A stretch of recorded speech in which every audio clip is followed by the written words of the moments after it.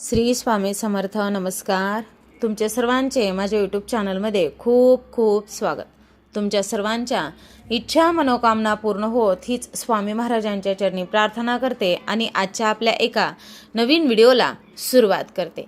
आजच्या व्हिडिओमध्ये आपण जाणून घेणार आहोत तर ते म्हणजे बघा नवीन वर्ष. आता नवीन वर्ष म्हणजे 2026. या नवीन वर्षामध्ये बघा अधिक महिना म्हणजे धोंड्याचा महिना आलेला आहे.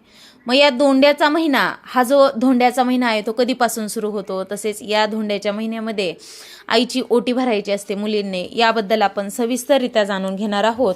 तर तुम्ही माझा हा व्हिडिओ शेवटपर्यंत नक्कीच पहा. व्हिडिओला नवीन असताल लाईक करा, शेअर करा आणि असेच नवनवीन अध्यात्माचे व्हिडिओ पाहण्यासाठी चॅनलला सबस्क्राईब अवश्य करा आणि कमेंटमध्ये श्री स्वामी समर्थ लिहायला विसरू नका. बघा या महिन्याला, धोंड्याच्या महिन्याला पुरुषोत्तम मास सुद्धा म्हटलं जातं, कारण स्वतः भगवान श्री विष्णूंनी या महिन्याला माझं नाव द्या असं सांगितलं होतं. आता अधिक मासाला धोंड्याचा महिना असं देखील म्हणतात. या महिन्यात केलेलं जप, तप, दान, धर्म, पूजा, स्तोत्र, पठण याचं फळ अनेक पटीनं मिळतं. आणि या महिन्यामध्ये मुलीनं आईची ओटी भरल्यानं देखील खूप पुण्य प्राप्त होतं. मग त्याचबद्दल आपण आजच्या व्हिडिओमध्ये जाणून घेणार आहोत. तर तुम्ही माझा हा व्हिडिओ शेवटपर्यंत नक्कीच पहा. व्हिडिओला नवीन असताल लाईक करा, शेअर करा आणि असेच नवनवीन अध्यात्माचे व्हिडिओ पाहण्यासाठी चॅनलला सबस्क्राईब अवश्य करा आणि कमेंटमध्ये श्री स्वामी समर्थ लिहायला विसरू नका. बघा आता वर्षाचे जे आपल्या प्रत्येक वर्षाला 12 महिने असतात. मग जानेवारी ते डिसेंबर हा एक्स्ट्राचा धोंड्याचा महिना येतो. कसा येतो, आता हे कशावरून आपण ठरवायचं असा देखील आपल्याला अनेक जणांना प्रश्न पडतो. बघा आता आपण जर समजा आपल्या जो काही पंचांग आहे त्यात अधिक मास लीप वर्षामध्ये 1 दिवस वाढतो, पण आपल्या हिंदू पंचांगात एक संपूर्ण महिनाच वाढतो. कारण चंद्रवर्ष आणि सूर्यवर्ष यांच्यात जो फरक आहे तो जुळवण्यासाठी हा अतिरिक्त महिना जोडला जातो. चंद्र 12 राशींची प्रदक्षिणा साधारण 28 ते 29 दिवसात पूर्ण करतो, तर सूर्य एका राशीत जवळजवळ 30-31 दिवस थांबतो. आता दुसरीकडे भारतीय गणना पद्धतीनुसार सौर वर्षात 365 दिवस आणि चंद्रवर्षात 354 दिवस असतात. अशा प्रकारे एका वर्षात चंद्र आणि सौर वर्षात 11 दिवसांचा फरक असतो आणि 3 वर्षात हा फरक 33 दिवसांचा होतो. हे 33 दिवस 3 वर्षांनी अतिरिक्त महिना बनतात. आता हे अतिरिक्त 33 दिवस एका महिन्यात जोडले जातात, ज्याला अधिक मास असं नाव देण्यात आलेलं आहे.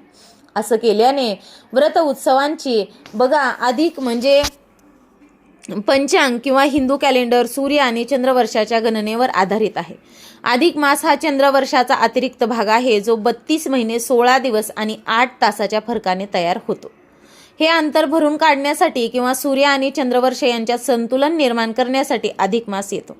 आता जगातील प्रत्येक जीव हा 5 घटकांनी बनलेला आहे. जल, अग्नी, आकाश, वायू आणि पृथ्वी. ज्या काळात व्यक्ती धार्मिक कार्यासह ध्यान, योगद्वारे आपल्या शरीरात उपस्थित असलेल्या या पंचमहाभूतांचा समतोल स्थापित करण्याचा प्रयत्न करतो, तो काळ म्हणजे अधिक मास. म्हणूनच अधिक मासादरम्यान केलेल्या कामांनी दर 3 वर्षांनी परमशुद्धता प्राप्त केल्यानंतर व्यक्ती नवीन ऊर्जेने भरून जातो. तर बघा आता अधिक मासाबद्दल आपण जाणून घेतलं. समजा हा अधिक महिना आपण कसा ठरवायचा, तर अगदी शास्त्रानुसार आपल्या पंचांगानुसार आपण जाणून घेतलंय. पण आता हा अधिक महिना कधी सुरू होतोय 2026 मध्ये, तर बघा मे मध्ये 17 मे 2026 वार रविवार या दिवशी अधिक महिन्याला, धोंड्याच्या महिन्याला, पुरुषोत्तम मासाला सुरुवात होत आहे. आता मराठी महिन्यानुसार सांगायचं झालं तर ज्येष्ठ महिन्यामध्ये अधिक मास आलेला आहे. 17 मे 2026 वार रविवार या दिवशी अधिक ज्येष्ठ महिन्याला सुरुवात होणार आहे आणि याच दिवसापासून आपल्याला अधिक मासाला सुद्धा सुरुवात होत आहे. आणि अधिक मास हा 15 जून 2026 वार सोमवार या दिवशी संपत आहे. आता अधिक मासामध्ये 21 मे 2026 वार गुरुवार या दिवशी गुरुपुष्यामृत योग सुद्धा आलेला आहे. म्हणजे किती सुवर्ण योग असे जुळून आलेले आहेत. मग आता बघा अधिक मास कधी सुरू होतो. अधिक मास हा महिना आता लीप इयरमध्ये 1 दिवस असा आपण पाहतो, पण अधिक मास देखील कसा ठरवला जातो याबद्दल देखील बघितलं. पण बघा आता या अधिक मासामध्ये आपण आपल्या आईची ओटी भरण्याला खूप महत्त्व आहे. आई म्हणजे बघा अगदी आईला प्रदक्षिणा घातल्याने आई वडिलांना पृथ्वी प्रदक्षिणा घातल्याचे पुण्यफळ मिळते. त्याच पद्धतीनं आपण जर या अधिक मासामध्ये आपण आपल्या आईची ओटी भरली तर आपल्याला किती पुण्य मिळेल. त्यासाठी बघा, आता आईची ओटी भरण्यासाठी शक्य झालं तर तुम्ही नवीन साडी घ्या. मग ओटीचं सामान तर तुमच्या लक्षात येतच आहे. तांदूळ, आपल्याला एक नारळ, फळ, असं आपण ओटीचं सगळं. मग आता सौभाग्याचे जे अलंकार आहेत ते घ्यायचे आहेत. मग आता ओटी भरत असताना आईला एका पाटावर बसवायचं, पाय धुवून घ्या आईचे. महत्त्वाचं म्हणजे आईला हळदी कुंकू आणि ओटीचं हे जे सामान आहे ते द्या. मग आता शक्य झालं तर बघा, आता ह्या धोंड्याच्या महिन्यामध्ये महत्त्वाचं असतं बघा, ते म्हणजे 33 वस्तू दान करणं.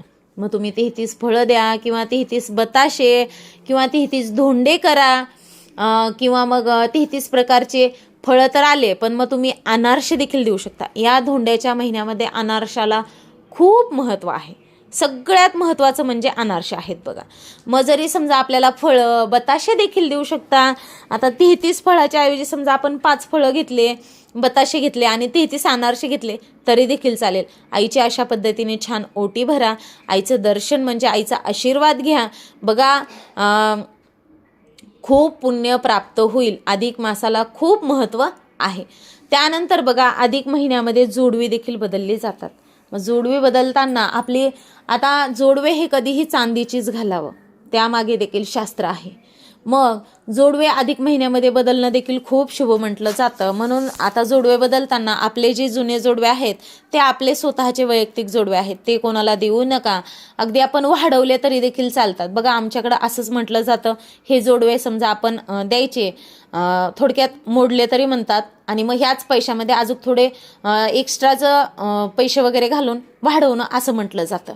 मग आपण वाढवून देखील घेऊ शकतो, पण नवीन जोडवं घ्यायला देखील खूप महत्त्व आहे.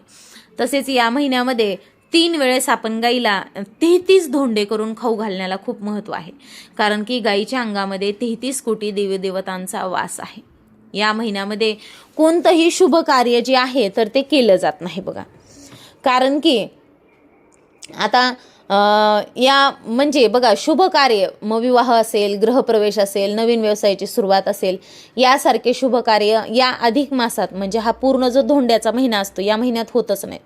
तसेच विशिष्ट फळासाठी केलेले व्रत या मासात म्हणजे काही समजा आपले ठरवलेले 12 महिन्याचे व्रत असतात, ते जरी आपण केले तरी देखील ते आपल्याला त्याचं काही फळ प्राप्त होत नाही. किंवा मग बघा, श्रावण महिन्यासारखा हा धोंड्याचा महिना देखील धरला जातो.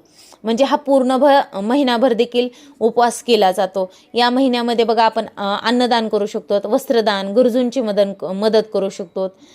या महिन्यामध्ये भागवत पुराण, रामायण यासारख्या ग्रंथाचे पठण करू शकतो.